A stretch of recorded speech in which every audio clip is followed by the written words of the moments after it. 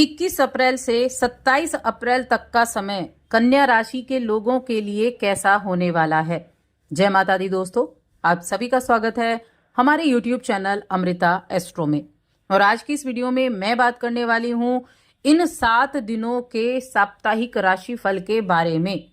ये जो सप्ताह 21 अप्रैल से शुरू हो रहा है और 27 अप्रैल तक रहेगा, इन 7 दिनों में जो ग्रहों की स्थिति होगी, नक्षत्र होंगे, योग बनेंगे, उनका प्रभाव किस तरह से आपकी दिनचर्या को प्रभावित करेगा।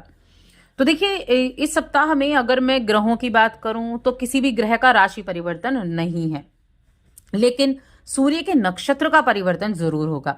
और साथ ही अगर देखा जाए तो सूर्य अपनी उच्च राशि मेष राशि में विराजमान है, जो एक बड़ी ही शुभ स्थिति है।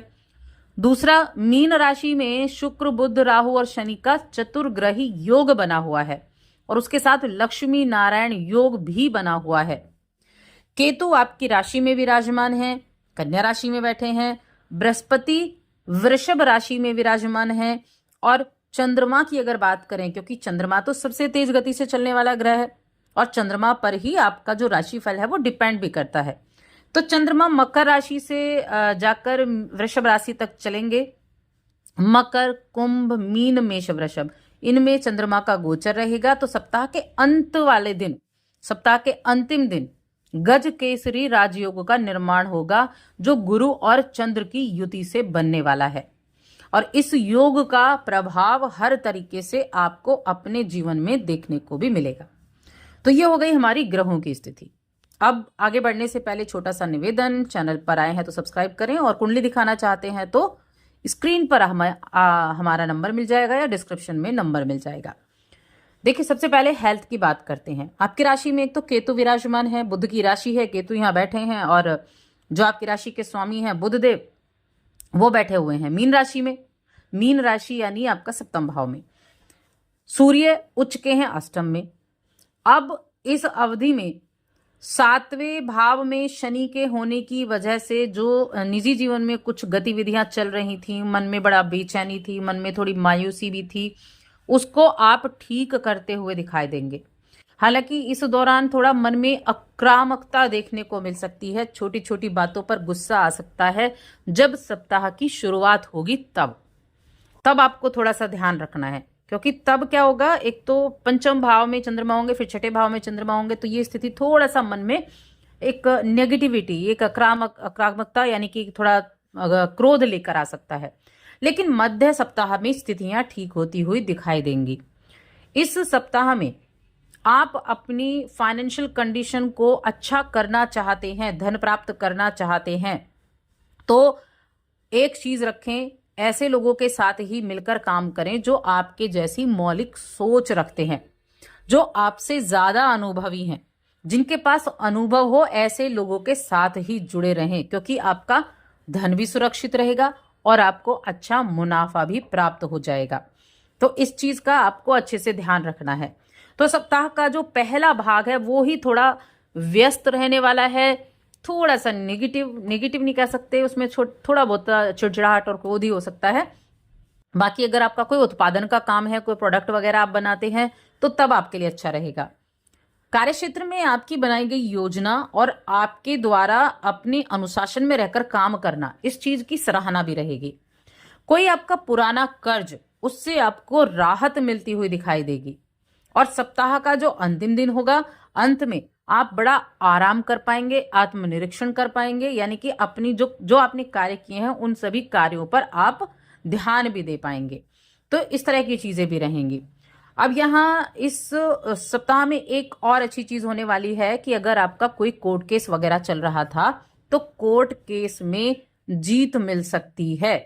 और अगर आप किसी परिणाम का इंतजार कर रहे थे, कोई रिजल्ट का इंतजार कर रहे थे, तो आपको जल्दी ही गुड न्यूज भी मिल सकती है। ये दो चीजें बड़ी पॉजिटिव इस सप्ताह में आपके लिए बनती हुई दिखाई दे रही हैं। अब देखिए और क्या क्या होने वाला है। तो एक तो घर में किसी नन्हे मेहमान के आने की खुशखबरी, जो घर परिवार के वातावरण को ही बदल देगी। परिवार में शांति आएगी, परिवार का वातावरण बहुत अच्छा हो जाएगा। आपके परिवार के सदस्यों में भी भाईचारे में वृद्धि होगी और इस सप्ताह के अंत तक आप अपने फैमिली मेंबर्स के साथ खुशी का वातावरण बनते हुए देखेंगे, यानी खुशियों को मनाते हुए दिखाई देंगे। और किसी ऐसी जगह की भी आप प्लानिंग कर सकते हैं, कहीं आउटिंग पर, डे आउटिंग पर आप जा सकते हैं, कोई पिकनिक पर जा सकते हैं, कोई मूवी देखने जा सकते हैं, कुछ एंटरटेनमेंट का कार्य कर सकते हैं। तो इस तरह की चीजें भी आपके लिए बनती हुई दिखाई दे रही हैं।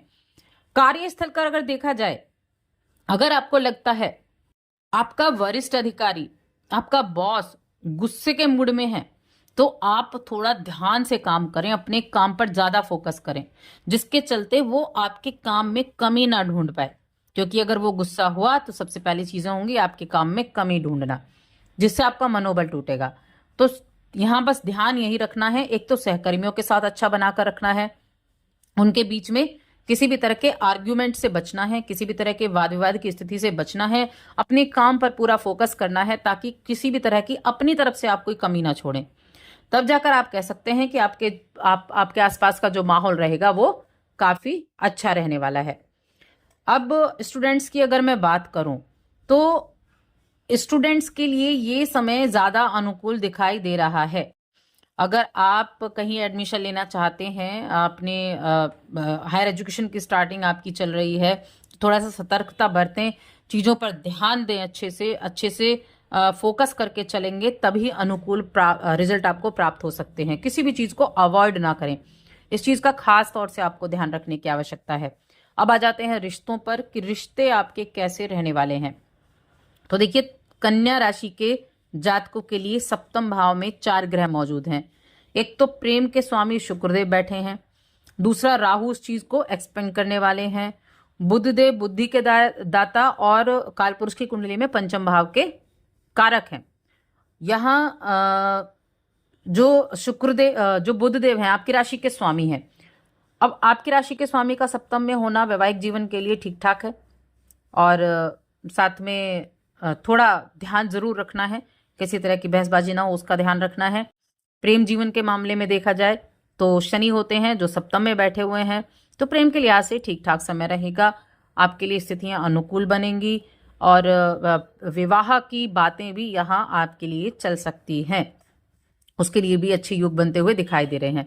11वें भाव में मंगल बैठे हुए हैं नीच अवस्था में, लेकिन 11वें भाव के मंगल जो हैं वो अच्छे रिजल्ट भी आपको देते हैं। और आपके दूसरे भाव पर मंगल देव की चौथी दृष्टि भी जा रही है, तो धन से संबंधित जो चीजें होंगी उनमें अच्छे रिजल्ट देखने को मिलेंगे, फैमिली के साथ अच्छा रिलेशन रहेगा, तो वहां चीजें बढ़िया होने वाली हैं। अब बात करते हैं उपाय की, कि क्या उपाय आपको करने चाहिए। तो देखिए, एक तो बुधदेव के बीज मंत्र का आप जप कर सकते हैं, भगवान गणेश की आराधना आप कर सकते हैं, 2 उपाय तो ये हो गए। तीसरा है कि या तो मछलियों को आटा डालना या फिर चिड़ियों को दाना डालना, इस एक काम को आप कर सकते हैं। तो बस आज की इस वीडियो में इतना ही। वीडियो कैसी लगी हमें कमेंट करके जरूर बताएं।